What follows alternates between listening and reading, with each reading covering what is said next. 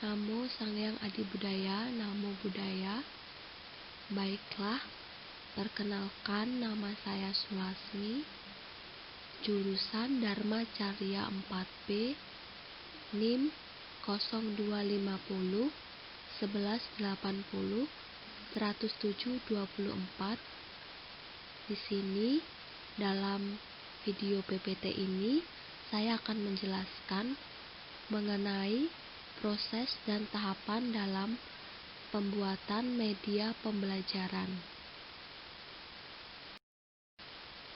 Dalam video ini, materi tentang pendidikan agama Buddha kelas 11 semester 2, yaitu menganalisis proses kerja hukum 4 kebenaran mulia, hukum karma, hukum tilakkhana, dan hukum paticcasamuppada. Proses dan tahapan dalam pembuatan media pembelajaran. Di sini saya menggunakan model ADDIE. Model ADDIE yang pertama yaitu analisis. Dalam tahap ini, kita dapat menganalisis secara kebutuhan bahwa dari media yang akan kita buat, apakah media ini dibutuhkan untuk membantu pembelajaran berlangsung atau tidak dibutuhkan. Pada tahap ini, kegiatan utama adalah menganalisis perlunya pengembangan model atau metode pembelajaran baru dan menganalisis kelayakan dan syarat-syarat pengembangan model atau metode pembelajaran baru.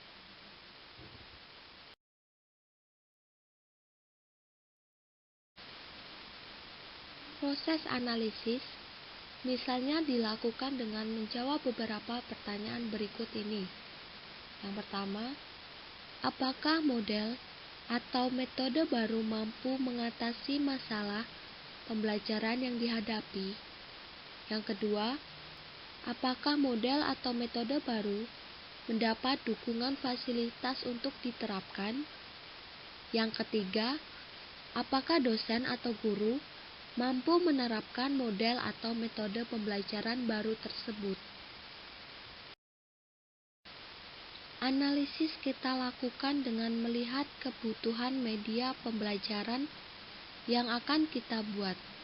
Contohnya seperti media pembelajaran audio-visual ini sangat dibutuhkan untuk peserta didik dan memudahkan guru dalam mengajar. Model ADDIE yang kedua yaitu desain atau perancangan. Tahap desain memiliki kemiripan dengan merancang kegiatan belajar mengajar. Tahap ini dikenal juga dengan istilah membuat rancangan. Kegiatan ini merupakan proses sistematik yang dimulai dari menetapkan tujuan pembelajaran dan manfaat pembelajaran.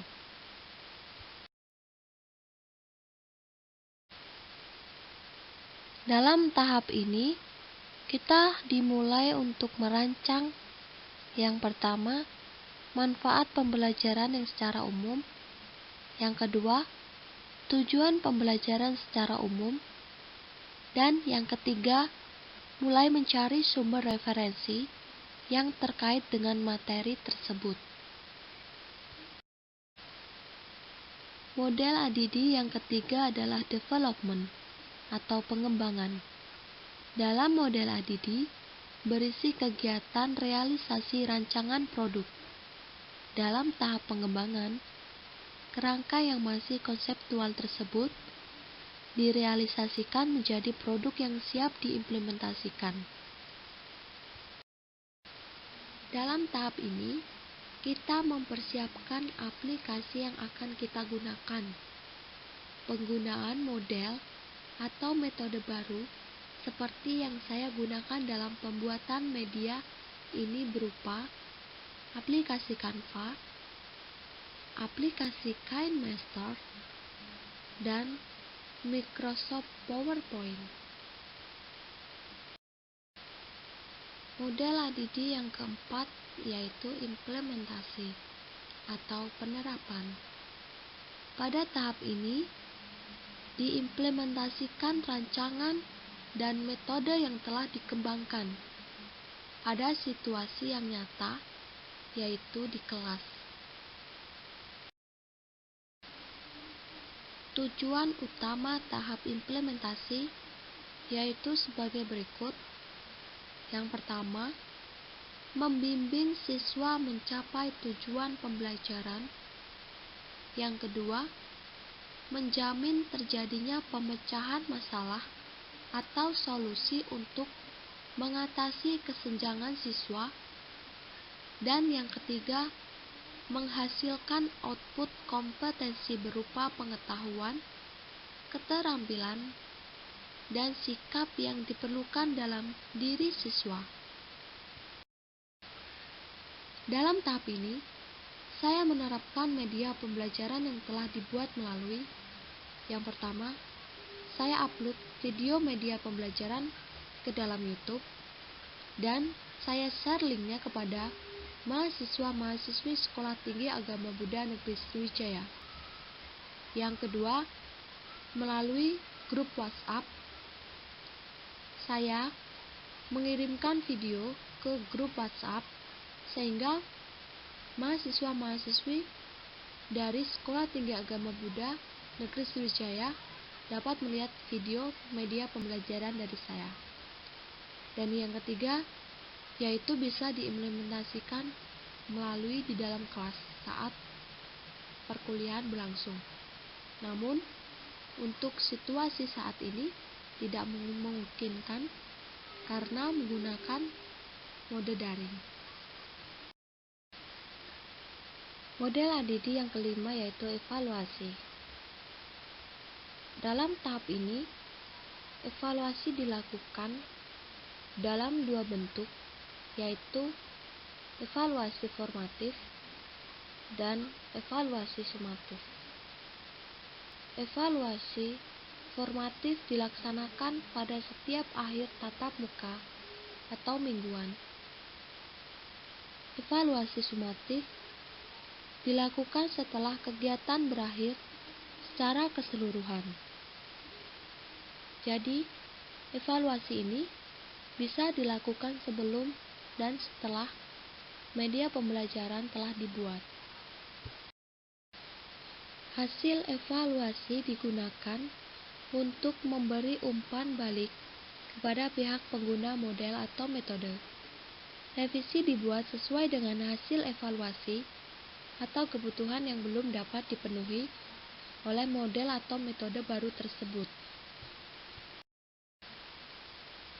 Dalam video ini, terdapat kompetensi dasar dalam pendidikan agama Buddha kelas 11 semester 2, yaitu menganalisis proses kerja hukum 4 kebenaran mulia, hukum karma, hukum tilakana, dan hukum paticca samuppada.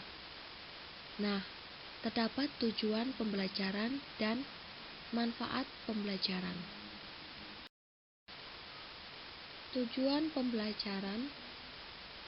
pembelajaran dari kompetensi dasar ini, peserta didik mampu menghayati, memahami, dan mampu menerapkan dari hukum 4 kebenaran mulia, hukum karma, hukum tilakana, dan hukum paticca samuppada dalam kehidupan sehari-hari. Manfaat pembelajaran dalam kompetensi dasar ini yaitu yang pertama, memberikan wawasan yang baru kepada peserta didik. Yang kedua, dapat menerapkan dalam kehidupan sehari-hari. Yang ketiga, menambah keyakinan terhadap Buddha Dhamma. Dan yang keempat, sebagai sumber referensi. Dalam pembuatan media pembelajaran saya, terdapat beberapa kendala, yaitu yang pertama, kurangnya fasilitas seperti memori yang tidak ada. Yang kedua, sinyal yang kurang lancar. Dan yang ketiga, belum sepenuhnya mengetahui aplikasi yang dapat mendukung pembuatan media pembelajaran. Terima kasih. Demikian tadi penampilan video PPT dari saya mengenai proses dan tahapan dalam pembuatan media pembelajaran dengan kompetensi dasar menganalisis proses kerja hukum 4 kebenaran mulia, hukum karma, hukum tilakana, dan hukum paticcasamuppada. Sekian. Namo Sang Hyang Adi Budaya. Namo Buddhaya.